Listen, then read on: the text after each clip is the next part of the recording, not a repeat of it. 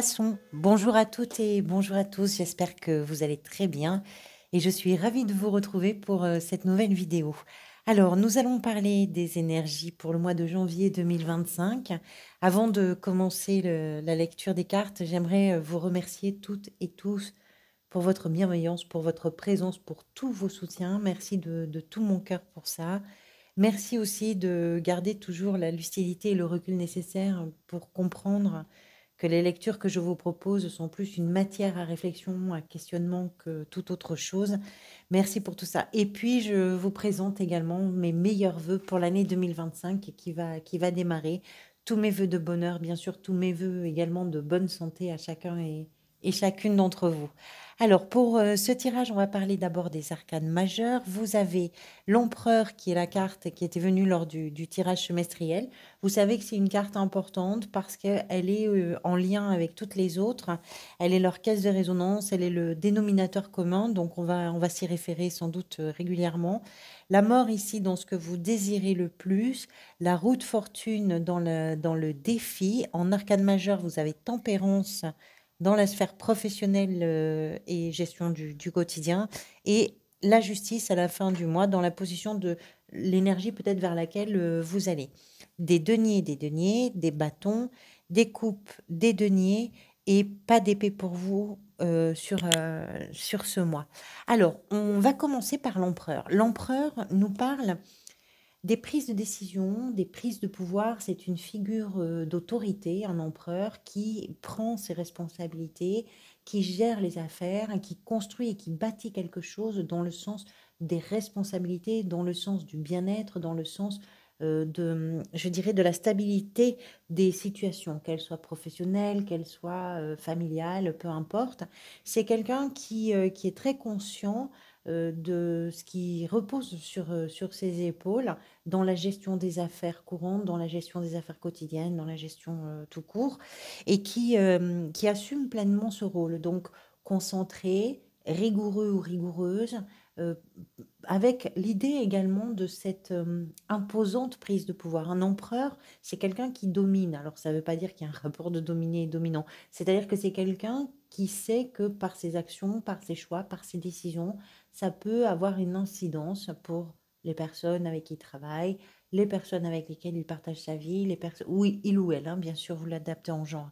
Donc, c'est vraiment l'idée de je prends le pouvoir, je prends les décisions, mais je le fais en responsabilité, je le fais avec beaucoup de sérieux, et c'est vraiment l'idée quand même que tout ce qui peut être mis en place sur ce mois de janvier peut aller pour vous dans le sens de ce que vous êtes en train de construire et d'organiser et de structurer dans votre vie d'une façon générale, on va dire. Dans l'état d'esprit, vous avez la 6 de denier avec le valet de denier. Je dirais que, alors les deniers, d'abord, on va parler de l'élément denier qui fait référence forcément à la matérialité, qui fait référence au bien, au patrimoine, qui fait référence à l'argent, bien sûr. Donc on est dans le concret, on est dans la matière. La 6 de denier, on va parler de cette carte d'abord, nous parle de ce que vous êtes en train d'équilibrer par rapport à vos engagements, par rapport à vos ressources, par rapport à vos attentes également, par rapport à ce que vous avez, vous, envie de partager ou de mettre sur la table dans les projets, voilà, dans toutes ces choses-là. Je parle de projet parce que vous avez l'as de bâton ici au cœur du tirage. Donc peut-être que dans certains cas, il y a vraiment un nouveau projet là qui est un peu focus pour vous, sur lequel vous êtes un peu focus, je veux dire. Donc l'assise de denier, c'est une histoire de rééquilibrage ou d'équilibre à trouver, peut-être auquel vous êtes en train de réfléchir, de savoir par rapport à ce que vous désirez, ce que vous allez engager, surtout si c'est en lien, par exemple, avec effectivement un nouveau projet, puisqu'il est accompagné, cette carte est accompagnée du valet de denier. Comme tous les valets dans le tarot, il nous parle de quelque chose qui est en train de se mettre en place. On n'est pas encore dans une dynamique d'action, on n'est pas encore dans ça y est, on peut démarrer. C'est là, je vais déjà regarder comment ça se présente, je vais m'organiser, construire, structurer les choses pour permettre justement de pouvoir mettre en place ce que je suis en train de réfléchir, le projet que j'ai, l'idée que je me fais de cette chose, de cette situation. Et c'est dans la perspective, alors quand même avec les deniers, c'est vrai qu'on peut supposer que c'est plutôt associé aux professionnels, mais d'une façon générale, les deniers représentent la ressource, la valeur, c'est-à-dire des choses qui sont aussi importantes pour vous. Donc, dans certains cas, ce sera professionnel, dans d'autres cas, ce sera par rapport à ce que vous êtes en train de construire dans votre vie d'important pour vous, qui va dans le sens de vos valeurs, qui va dans le sens de vos principes, qui va dans le sens voilà, de vos valeurs, tout simplement. Donc, quelque chose de nouveau, en perspective, peut-être, quelque chose où vous réfléchissez ce que vous pouvez mettre, ce que vous pouvez apporter, ce que vous pouvez attendre également. Donc tout ça est en train de peut-être de se mettre en place. Dans la position de ce que vous désirez, vous avez l'arcane de la mort. La mort, c'est une carte de transformation, c'est-à-dire qu'on arrive à la fin de quelque chose et on a envie que cette fin soit utile quelque part. C'est-à-dire l'expérience acquise, la maturité acquise, tout ça va servir à ce que l'on est en train de mettre en place dans la transformation, dans quelque chose de notre existence. Ça peut être dans vos relations, bien sûr, ça peut être aussi, pourquoi pas, dans la sphère professionnelle, ça peut être d'une façon générale. Vous avez envie d'évoluer, vous avez envie de métamorphose, vous avez envie de transformer quelque chose, mais cette transformation-là, vous la voulez enrichie de tout ce que vous venez de traverser, enrichie de vos connaissances, de vos expériences, enrichie de tout ce qui va pouvoir se terminer et qui va servir de terreau et d'engrais pour ce qui doit exister. La mort, ce que j'aime bien avec cet arcane, c'est que c'est une évolution naturelle. Il y a comme une évidence dans ce qui est en train de se passer.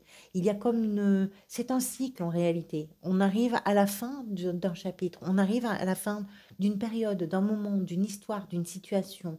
Et c'est naturellement que les choses vont aller vers la transformation. Il peut y avoir du changement, hein. Vous avez, on va en parler de suite. On va commencer par l'as de bâton. Ici, en plein cœur du tirage, qui représente ce que vous désirez peut-être, ce qui va venir vous aider, pardonnez-moi. L'as de bâton, hein, clairement, d'abord c'est un as, donc c'est quelque chose de très nouveau qui commence ou quelque chose qui amène vraiment du renouveau dans ce qui se passe. L'as de bâton, souvent on parle des projets parce qu'il y a beaucoup d'intérêt, c'est assez exaltant, c'est assez motivant et stimulant. Et donc il y a quelque chose comme ça qui se profile et qui va pouvoir se mettre en place et qui va forcément, il y a une attente derrière un as de développement, de progression, etc. C'est, je mets en terre cette bouture-là, elle doit raciner, mais le bâton a déjà pris. On voit ici, il y a des feuilles déjà. Donc il y a déjà des éléments qui sont fructifiants, on va dire. Mais il n'en demeure pas moins que on est sur un moment de création de quelque chose, un moment d'engagement également, possiblement. Et ça, c'est ce qui va venir vous aider. C'est peut-être aussi de réfléchir à cet engagement, de réfléchir à ce que vous êtes en train de structurer et de créer. Et ça peut être très, très stimulant pour vous de rester, peut-être de réfléchir à cette chose-là. On peut le retrouver dans tous les domaines, même si je penche quand même du côté professionnel pour la plupart, par rapport aux cartes qui sont ici, mais aussi par rapport au fait qu'on a quand même dans l'état d'esprit 2 cartes de denier qui se réfèrent à l'aspect, professionnel et financier. La roue de fortune dans le défi. Alors, clairement, le défi, vous le savez, hein, c'est quelque chose qui va peut-être demander que vous soyez un peu plus vigilant et vigilante, hein, mais c'est quelque chose qui peut se faire sans difficulté. La roue de fortune, ça représente les évolutions, les changements, c'est ce que vous désirez, ça va dans le sens de ce que vous désirez, mais ici, vous l'avez en défi parce qu'il est possible, avec la roue de fortune, on ne maîtrise pas tout. Il y a votre envie à vous de changer des choses, de transformer quelque chose, mais il y a aussi la vie. Quand je vous disais qu'avec la mort, on a quelque chose, on a l'idée d'un cycle naturel. Un cycle naturel, ça appartient à la vie, ça ne nous appartient pas, hein. Et ce qui fait que là, si vous voulez, il peut y avoir des événements, il peut y avoir des aléas, il peut y avoir tout un tas de choses que vous ne maîtrisez pas forcément, contre lesquels vous allez peut-être avoir envie de lutter, mais contre lesquels vous ne pourrez pas forcément lutter, parce que ce que nous dit cette roue, c'est que quelque part, c'est la vie. On ne peut pas aller contre la vie, on ne peut pas aller contre les événements, on peut se bagarrer contre soi-même, mais pas contre ce qui est en dehors de soi. Et c'est un peu ce que nous raconte la roue, pardonnez-moi. Donc, comme ça tourne, il peut y avoir des moments plutôt agréables et plutôt, porteurs et positifs, et puis il peut y avoir aussi des moments où c'est un peu moins intéressant et où alors on peut être face à des situations qui opposent une résistance par rapport à nos attentes, par rapport à nos engagements, par rapport à notre réflexion, par rapport à tout ça. Et vous, c'est un défi. Donc, de ne pas se laisser, je dirais, en réalité, peut-être que le défi pour vous, c'est ne résistez pas. Quand il y a des choses qui vont pas forcément dans le sens attendu, dans ce que, voilà, la direction que vous voulez prendre, n'allez pas en force, n'allez pas en résistance, accompagner le mouvement, c'est peut-être pas ce que vous espériez vraiment, mais là, vous n'aurez pas le choix, il va falloir avancer avec les aléas. Dans la sphère professionnelle, le tempérance, c'est la 7 de coupe. Alors là, on va parler de la 7 de coupe. Avec l'as ici de bâton, on comprend qu'il peut y avoir quelque chose de nouveau, pourquoi pas, et de prometteur aussi d'ailleurs. Mais la 7 de coupe nous explique que dans cette nouveauté, il peut y avoir aussi plusieurs options possibles, plusieurs directions possibles. Certaines de ces directions ne sont pas forcément judicieuses parce que vous vous racontez ce que ça peut devenir, vous vous racontez peut-être ce que ça peut être, et ça ne sera pas.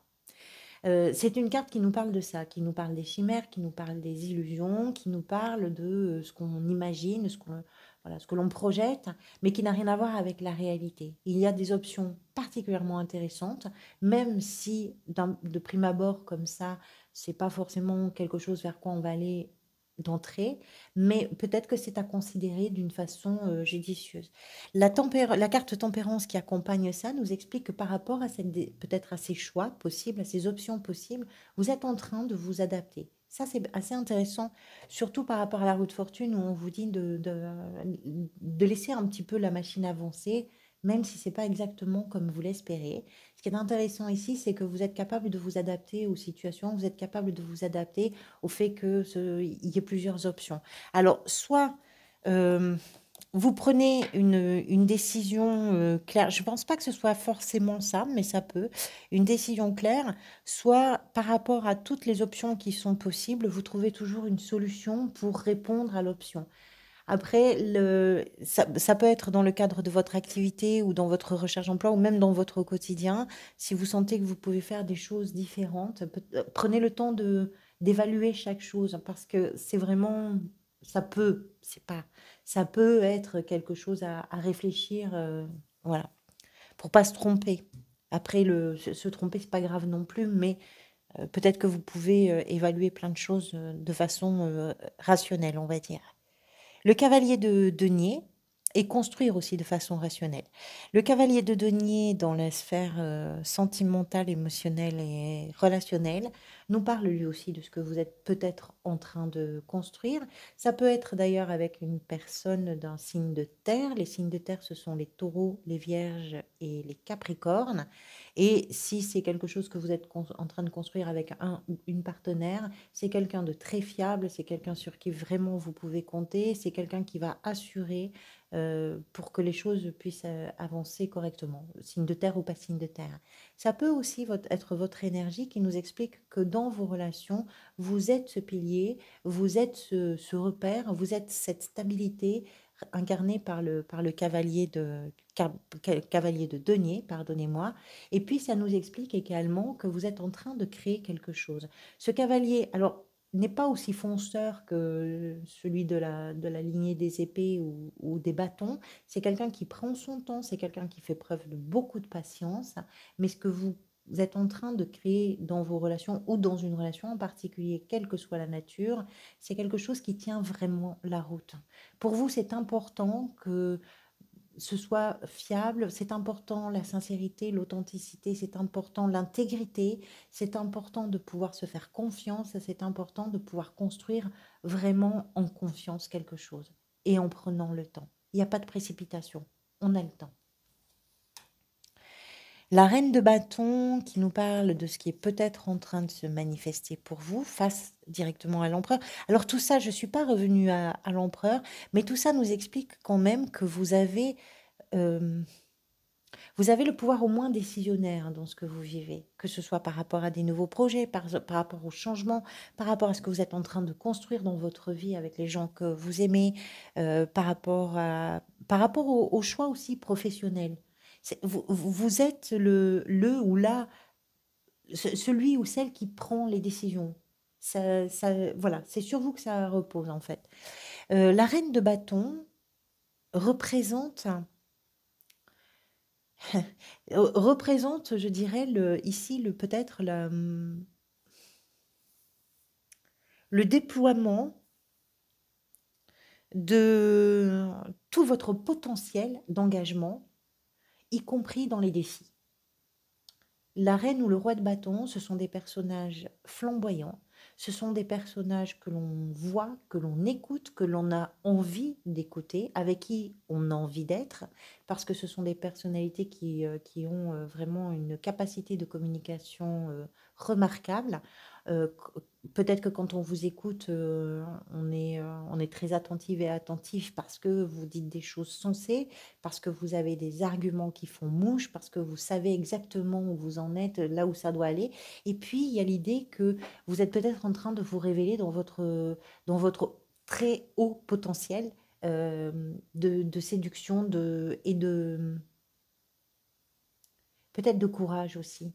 Parce que il faut en avoir pour, pour incarner cette reine de bâton. Il faut en avoir dans des situations qui nécessitent le courage de relever un défi. En réalité, c'est ça. Et c'est dans l'ADN de la reine de bâton, le fait de se dire, vraiment, si c'est un peu pimenté, c'est pour moi et c'est ce que j'ai envie de vivre. Donc, il y a l'idée, là, peut-être, de prendre la lumière, de savoir communiquer, de savoir se challenger aussi et d'aller vraiment au cœur de l'engagement, au cœur du défi, au cœur des événements pour les porter. La justice à la fin du tirage nous parle peut-être de l'énergie vers laquelle vous allez à la fin du mois, sachant qu'au mois de février, vous avez le pape, donc on reparle aussi des engagements. La justice nous explique soit que vous êtes capable à la fin du mois de prendre des décisions très claires et lucide également, et tranché, soit que vous êtes capable, on parle ici avec la 6 de denier, de l'équilibre aussi par rapport à ce que vous injectez, etc. Donc les décisions peuvent aller dans le sens justement de cet équilibre-là. Vous allez vers des choses qui vous semblent justes aussi par rapport à vous-même. Et puis ça peut être la justice, l'officialisation de quelque chose, d'une situation, une signature de contrat, une signature de vente, puisque ça représente quand même une autorité qui peut être compétente dans un domaine administratif, qui peut être compétente dans un processus, donc, et qui va valider une fin je sais pas, de parcours, une fin de discussion, une fin de quelque chose, ou le début, l'officialisation d'une situation quelle qu'elle soit, plutôt administrativement qu'autre chose. Mais c'est l'idée, effectivement, avec l'empereur, de prendre le pouvoir décisionnaire et à la fin du mois, de prendre vraiment la décision, pas juste le pouvoir. Allez, je vais tirer les cartes de l'extension. Donc l'extension, ben, c'est pour les personnes, bien sûr, qui le peuvent, évidemment, et qui souhaitent avoir un complément d'information sur ce tirage général qui est déjà quand même assez riche. Ça permet pour vous d'avoir d'autres informations. Pour moi, c'est aussi un soutien pour le travail. Donc, merci à toutes celles et ceux qui valident cet abonnement. C'est accessible soit par le bouton rejoindre de la page d'accueil de la chaîne ou par le lien que je vous laisse dans le descriptif de la vidéo. C'est accessible également pour un montant de 3 € par mois. C'est un abonnement mensuel, hein, donc vous le prenez maintenant, ça sera reconduit automatiquement le mois prochain. Mais vous pouvez bien évidemment l'arrêter quand vous le souhaitez. Il n'y a pas d'engagement, donc il n'y a pas de pénalité. 3 €, ça vous permet d'accéder à l'extension de votre signe, aux extensions de tous les autres signes pour tous les mois, bien sûr. Allez, je vais tirer donc ces cartes. Je crois que je vous ai tout dit et on va voir. Avec l'état d'esprit dans la 6 de denier et le valet de denier, la 2 de bâton. Je suis pas très surprise qu'une 2 arrive. Avec la mort dans... Bah, regardez, la mort aussi. Donc ça confirme bien votre envie de changement. Avec l'as de bâton, vous avez le cavalier de denier, le même que dans le même que dans la sphère sentimentale, émotionnelle et relationnelle. Peut-être qu'il y a un projet aussi qui concerne votre vie familiale, votre vie de couple, etc. Avec la roue de fortune, peut-être que c'est en lien. C'est peut-être pour ça qu'on retrouve le même cavalier. Dans le défi, le valet d'épée. Avec la 7 de coupe et tempérance dans la sphère professionnelle, la 6 de bâton, très très positive comme carte, la 6 de bâton, avec le cavalier de denier dans la sphère sentimentale, émotionnelle et relationnelle, la 3 de coupe, la reine de bâton, dans ce qui est peut-être en train de se manifester pour vous, la 4 de denier. Ah, c'est très intéressant ça. Et avec la justice à la fin du mois, dans la position peut-être de l'énergie vers laquelle vous allez, la reine de denier et la 10 de denier. Allez, merci à toutes et à tous donc pour tout, pour votre soutien. Prenez soin de vous. Merci à toutes celles et ceux qui me rejoignent sur l'extension. Je vous dis à tout de suite et à toutes et tous à très bientôt.